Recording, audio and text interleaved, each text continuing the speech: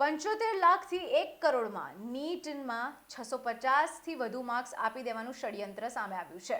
ગુજરાતના 8 વિદ્યાર્થીઓ શંકાના દાયરામાં છે, ત્યારે રાજકોટના વાલીને વચેટિયાએ અમદાવાદ બોલાવી હોટલમાં કરેલી ડીલની વિગતો મળી છે।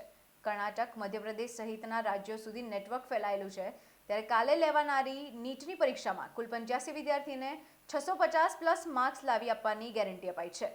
અમદાવાદના એક ક્લાસીસ સંચાલકની પણ ભૂમિકા હોવાની માહિતી મળી છે। આવતીકાલની પરીક્ષામાં કોઈ ગેરરીતિ ન થાય તેવી માંગ ઉઠી છે। આવતીકાલે સમગ્ર દેશમાં 23 લાખથી વધારે જે વિદ્યાર્થીઓ છે તે નીટની પરીક્ષા આપવાના છે। આ નીટની પરીક્ષા યુજી મેડિકલના એડમિશન માટેની જે એન્ટ્રન્સ હોય છે એ નેશનલ ટેસ્ટિંગ એજન્સીને આપવામાં આવી છે। આ નેશનલ ટેસ્ટિંગ એજન્સી ગયા વર્ષે પણ ક્યાંક વિવાદમાં આવી હતી। સમગ્ર દેશમાં એક વિરોધનો સૂર ઉઠ્યો હતો કે આ નીટમાં મોટા પાયે કૌભાંડ થયું હતું અને ઘણા બધા આરોપીઓ પકડાના હતા।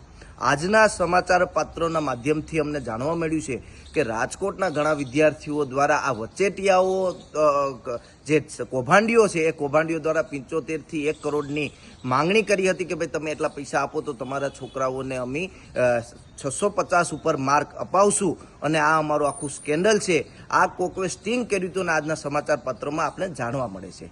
સરકાર ક્યાંક કોઈ પણ પરીક્ષા લેવામાં સક્ષમ નથી। વારે વારે સરકારી ભરતીઓના પેપરો લીક થાય છે, વારે વારે નીટના પેપરો લીક થાય છે, પણ સરકાર ક્યાંક નિરપેક્ષક બની અને વારંવાર આ વિદ્યાર્થીઓની મજાક ઉડાવી રહી હોય એવું અમને લાગી રહ્યું છે। કેમ કે ગયા વર્ષે જો નેશનલ ટેસ્ટિંગ એજન્સી દ્વારા આવું મોટું કૌભાંડ બહાર આવ્યું હોય છતાં આ વર્ષે પણ એને આ કોન્ટ્રાક્ટ આપવામાં આવ્યો છે અને આપણી સામે આનું રિઝલ્ટ છે, ત્યારે હું આ સરકારને કહેવા માંગુ છું, આ સરકારના શિક્ષણ મંત્રીને કહેવા માંગુ છું કે લાખો વિદ્યાર્થી દિવસ રાત મહેનત કરે છે, પોતાના પેરેન્ટ્સ પેટે પાટા બાંધી અને મહેનત કરી અને ફી ભરે છે અને ભણાવે છે, ત્યારે આવા સેટિંગિયા જે લોકો છે અને સેટિંગિયા જે એજન્ટો છે એના દ્વારા આ સેટિંગ કરી અને ક્યાંક ને ક્યાંક જે જેન્યુઅલ વિદ્યાર્થીઓ છે તેની સાથે અન્યાય થાય છે। ત્યારે આ ગુજરાત એનએસયુઆઈ દ્વારા એક માંગણી છે કે જે આવતીકાલે જે પરીક્ષા લેવાવાની છે એ પરીક્ષા તટસ્થ અને સ્પષ્ટતાપૂર્વક અને સારી રીતે લેવામાં આવે, કે એમાં કોઈ સેટિંગ ના હોય, જેથી કરીને આ લાખો વિદ્યાર્થીઓ છે તેનું ભવિષ્ય ના બગડે, તેવી જ અમારી ખાસ એક અપીલ છે સરકાર પાસે।